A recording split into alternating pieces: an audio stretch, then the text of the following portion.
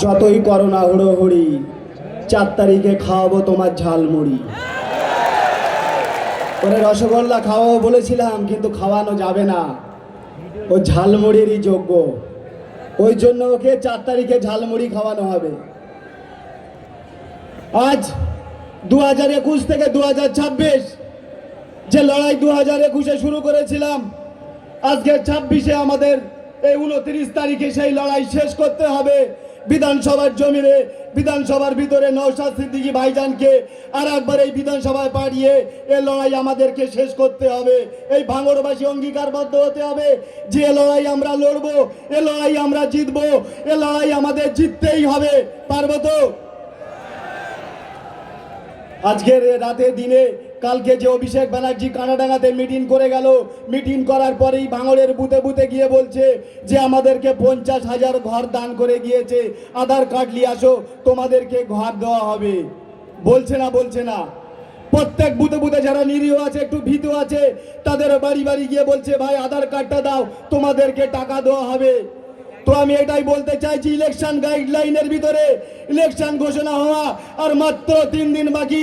সরকারি আধিকারিকরা কিভাবে, পঞ্চায়েত মেম্বাররা কিভাবে, পঞ্চায়েত প্রধানরা এখন ঘর ঢোকাতে পারে, এইটা আমি প্রশাসনের কাছে জানতে চাই, বিডিও স্যারের কাছে জানতে চাই। যদি এই অফার তোমাদের কাছে থেকে থাকে তবে শুনে নাও, 4 তারিখেও আমাদের কাছে অফার আছে।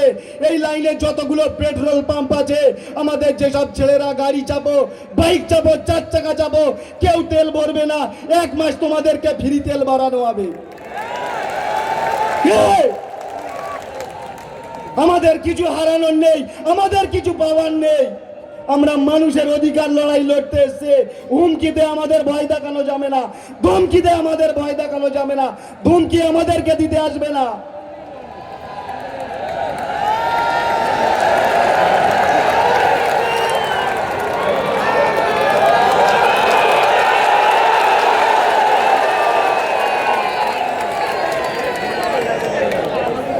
কে?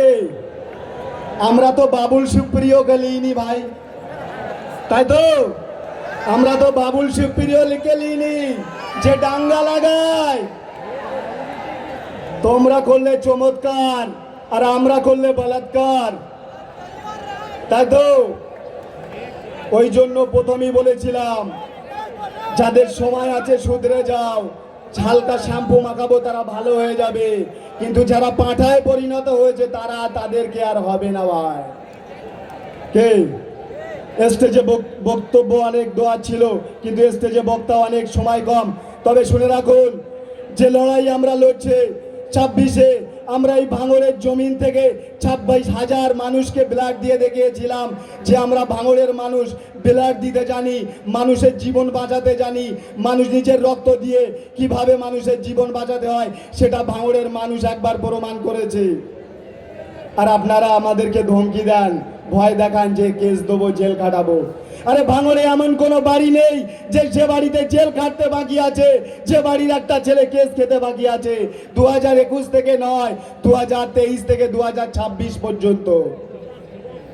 একটা কথা শুনে রাখুন, এখন একটা দুটো মিটিংয়ে বলছে, একটা দুটো চামচা আছে যে ভাঙড় থেকে ক্যানিং এর লোক এনে মিটিং করতে হচ্ছে। শুনে রাখ, আমরা রাতের অন্ধকারে যাইলে দিনের আলোতে গিয়েছিলাম, যেখানে যাব সেখানে আইএসএফ এর ঝান্ডা করে আসবো। কে? আমরা ভাঙড়ের মানুষ, আমরা সব পারি, আমরা পেন ধরতেও পারি, তোমাদের পিছনে লাথি মেরে ভাঙড় থেকে পার করতেও পারি। কে? অসুবিধা হবে নাকি? ভয় লাগছে নাকি? 8টা থানা হয়েছে, কারুর অসুবিধা আছে? যদি 80টা থানাও করে, যদি টোটাল পশ্চিম বাংলার পুরো তোদের টিএমসি যত নেতৃত্ব আছে, তোদেরকে বলছি 4 তারিখে তোদের লোটা হাতে করে এই ভাঙড় চাড়া করে দেবো। একের পর এক বড় বড় নেতৃত্ব তো ভাঙড়ে দিয়েছো সার্ভে করতে, কারুর ক্ষমতা হয়নি। আমরা নওশাদ সিদ্দিকী ভাইজান ছাড়া, ভাইজান টোটাল পশ্চিম বাংলা চলেছে। আর আমরা যারা ছোটখাটো আছি, তুমি তো আমাদের জব্দ করতে পারোনি। এখন তো ময়দানে আমাদের নেতা নওশাদ সিদ্দিকী ভাইজান আছে। কে? একটা থানায় যেতে গেলেও বলে আব্বা আমাদের মেরেছে, একটু থানায় এসো, কিন্তু আমাদের কি প্রয়োজন হয়? তোরা আব্বা ছাড়া একটা পতাকা মারতে পারিস না, তাহলে আবার আইএসএফ এর ছেলেদের হুমকি দেওয়ার কথা ভাবছিস রে? শুনে রাখ, 4 তারিখে আসছে দিন, এটা হুমকি ভাবলে হুমকি, আর যদি সোজা ভাবিস সোজা। এখনো বলছি সময় আছে, 3 দিন সোজা হয়ে যা। যদি আইন মনে করো আইনের রাস্তায় চলবে, তাহলে সোজা করতে আমাদের 1 মিনিটও সময় লাগবে না। বলছে সাদা পোশাকের রেফারি একবার 5 মিনিটের জন্য তুলে দেখা, সেকেন্ডে সেকেন্ডে যদি না গোল করে দেখাতে পারি, তো আমরাও আইএসএফ এর ছেলেরা সেকেন্ডে সেকেন্ডে গোল করিয়ে দেখিয়ে দেবো। রেফারি তোদের, ময়দান তোদের, খালি জনসমর্থন আমাদের, তোদের হাল এতেই বেহাল, তাই তো? কারুর কি তোমাদের কোনো লাগবে নাকি, ভাড়া লাগবে নাকি? 1300 টাকা দিয়ে কালকে লোক এনেছিল, এই জায়গায় 50 থেকে 60টা গাড়ি ছিল, তার ভিতরে 42টা বাইরের গাড়ি ছিল। বলে ভাই 1300 টাকা দেবে বলে 1000 টাকা দিয়েছে, আর গালগুলো তো আরো ফিরিয়ে আছে, যা কিস্তিগুলো ফিরিয়ে আছে। আরে ভাঙড়ের মানুষের মুখে চেহারা দেখলে বোঝা যায় যে এটা ভাঙড়ের ছেলে, এটা ভাঙড়ের মা, এটা ভাঙড়ের বোন।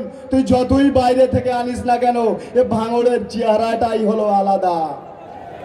আমরা জানি আমাদের বুথে তোদের 10 থেকে 15 জন টিকে আছে, তাহলে এত লোক আনিস কোথা থেকে?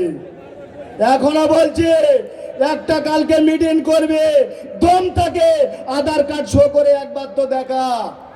5 বছর তো গলা ফাটিয়ে আসছে, দম থাকলে আধার কার্ড শো করে দেখা। তোমরা যদি কেউ আধার কার্ড এনে থাকো, হাত তুলে দেখিয়ে দেবে, যাওয়ার সময় ক্যামেরাকে দেখিয়ে দেবে যে আমাদের এই ভাঙড়ে মিটিং করতে গেলে বড় ভ্যালভো বাস লাগে না, বড় 407 লাগে না।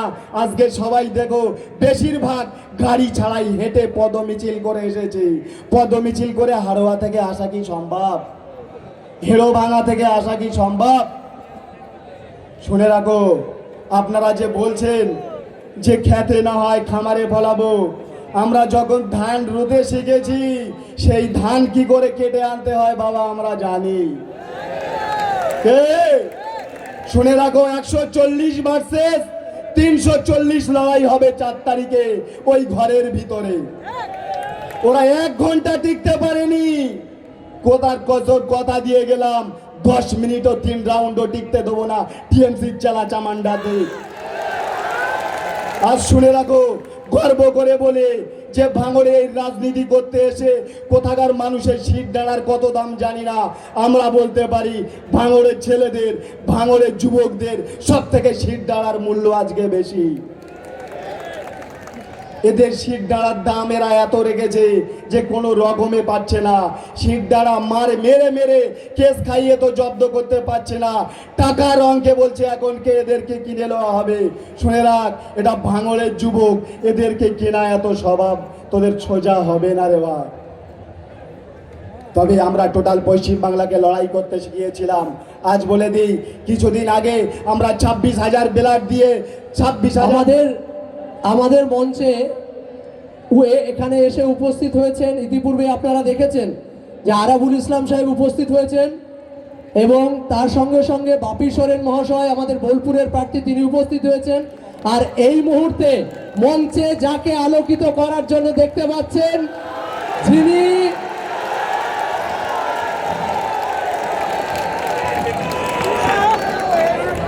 যিনি তৃণমূল সরকারকে একটা কথা বিগত 5 বছরে হিট করে দিয়েছেন যে মারবো কম, দৌড় করাবো বেশি।